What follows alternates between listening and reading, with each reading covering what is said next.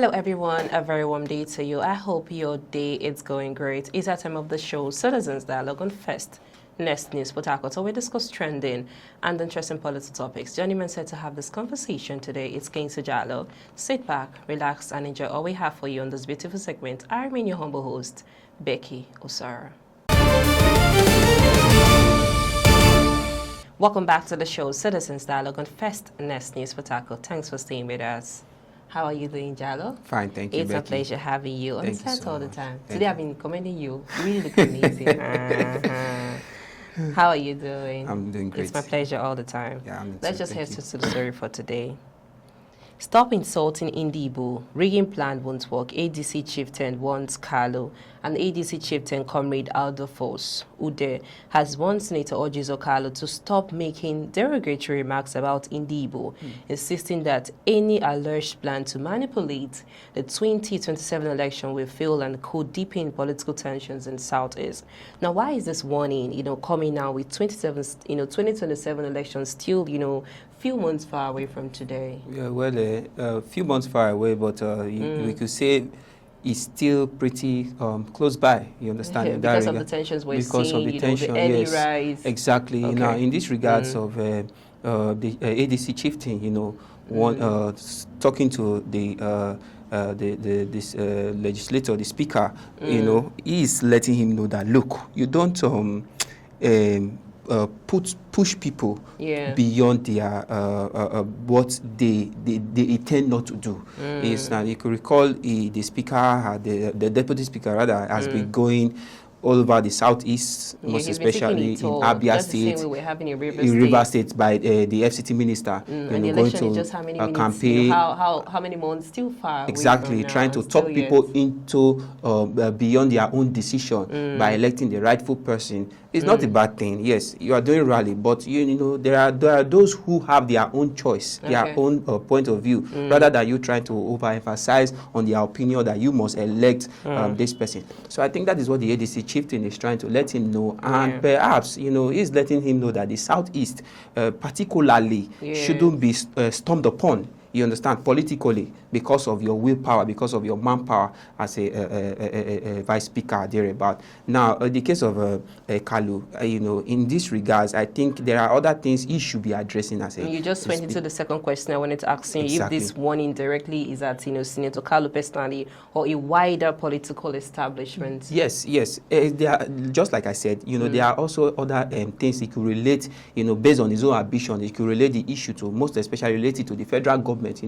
Just as you said, this is too early for this rally. There are some certain things we need to settle. Okay, in the case of Ndigbo, there are, look at the demolition of most Igbo indigenes in Lagos. Why has he not addressed those issues? You understand? So many crises happening in the southeast. Why has he not addressed it based on his political position? Why trying to give credit to the president who has other allies that might be doing that and neglecting your own position? This is one thing about our politicians in this country. We neglect what we ought to do and go for what we not ought to do at the wrong time. Doing the right thing at the wrong time and the wrong thing at the right time. So just to interject you, do you think this Southeast, is being deliberately sidelined ahead of 2027? Looking at what's going to be happening, the Southeast, oftentimes back to back, what is really happening? Of course, every politician, Becky, has their own deliberates on how to go about their rally. Everyone is fighting for the seat. Everyone wants to, get there. Be you having a good ambition to become a president or a bad ambition, everyone wants to get there. So if you look at the case of Kalu now, he's taking on a mandate that has been opposed to him by the leader. You understand? So who is the leader? When you say oppose, what do you mean by that? Of course, we are talking about the administration of the president. You understand? He is trying to take it all, letting those know in the Southeast, just as the FCT minister is doing. Now, in this regard, I think, just like I said, there should be other things that should be addressed. You understand? A time will come where election rally will be done by these same people. Then it should proceed till that time, not now that the country is facing some kind of a tough situation. You understand? So, as a speaker, you should take your obligation as a speaker and do it even in your own hometown, rather than trying to bring an election that has not even, you understand. So how should political leaders, engage the Southeast differently going forward? See, we are all Nigerians, be you in the Southeast, in the Southwest, South, or whatever, you understand. I don't really think there should be kind of differences in terms of repositioning any geopolitical region, you understand. We should work with equity, we should work with cooperation and thereabout, you understand. We shouldn't, because of one a standing person trying to take obligations that might not really favor the masses, probably just yourself. Okay, just your final words. Can Nigeria realistically conduct a rig-free election in 2027, given past experiences? Well, depending on the institution that has been appointed for it, you understand, and that's I'm referring to the INEC, you understand. Everybody will want to throw their own actions, be you trying to rig in the sense that everyone will want to, throw their own weapons, in order to get what they want. But when the institutions stand on the right ground, definitely, it will definitely be a free election that is coming 2027. It will be like the past situation we've had in the previous elections and thereabout. So it depends on the institution, it depends on those who are coordinating it, and it depends on those who will carry it appropriately. Thank you so much. It's still the show Citizens Dialogue on Fastness News Port Harcourt. Let's go for a short break. When we return, we'll be looking at Abuja doctors announced plan to join the nationwide strike that is to commence on Monday, 12 January 2026 over unmet demands.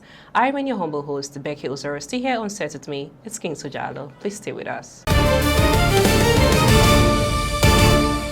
Welcome back to the show, Citizens Dialogue on Fastness News Port Harcourt. I am Becky Usoro. Stay here on set with me. It's King Sojalo. Thanks for staying with us. Jalo, let's just use the story to round up for this segment. Okay. Yes, the Association of Resident Doctors at FMC Abuja is aligning with the Nigerian Association of Resident Doctors in our nationwide strike. The grievances seem for breaches of prior agreements, poor working conditions, unpaid salaries, delayed promotions and allowances, and systematic neglect. The strike could significantly, disrupt healthcare delivery, forcing hospitals to scale down operations and leaving patients, vulnerable. Now, what does this development say about the federal government's heading of previous agreements with the doctors' unions? It really shows that the government, the current administration, has shown less concern on this institution. That is just the fact. You understand? Just as we said in the previous. Would you say less concern, or they have not really, come to a proper deliberation of, attending to these needs? That is what I'm saying. That is what I'm saying. They've not really come to the proper attending to the needs of this. And these are people who are, in the front line in terms of health on the citizens of the country.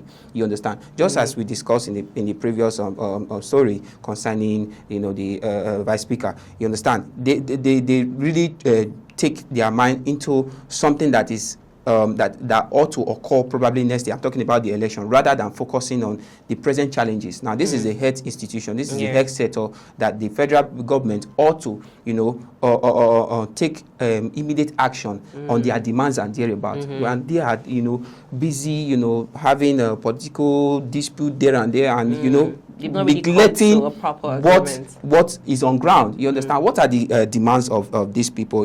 Looking at some demands, implementation of outstanding promotion and payment of salaries. For working conditions. For working, exactly. These are people who have come out, volunteered themselves to, save the lives of citizens. Why is their salary being delayed? That is what we're talking about. And if you recall, the president has come about with so many budget taken into the House of Assembly, loans here and there. Then of what use are those loans? Of what use are those budgets? That is the questions we should be asking ourselves, that these health sectors can't benefit from it, even with the, with the situations happening in the country. Most people, and most especially, this is even affecting the citizens, those who depend more on the federal clinic, federal healthcare, because not everyone has the capacity to go for a private sector. You understand? So the federal government should really, concentrate more on those basic amenities of the country. You understand? Rather than putting all concentration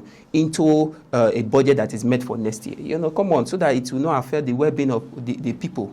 Okay, so what does this strike, mean? You've already said that for the ordinary Nigerians, Yes. okay, some persons who cannot be able to afford, like government hospital and private hospitals, sorry, yes. they prefer on the government hospitals.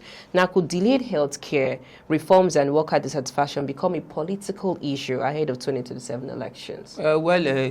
Becoming a political issue because most of these politicians don't really partake of this. The thing like the normal, healthcare, whether it's so private or it's not. Definitely, it might not really affect them, but it will affect their reputation. You as a city president, and you are about to come back again.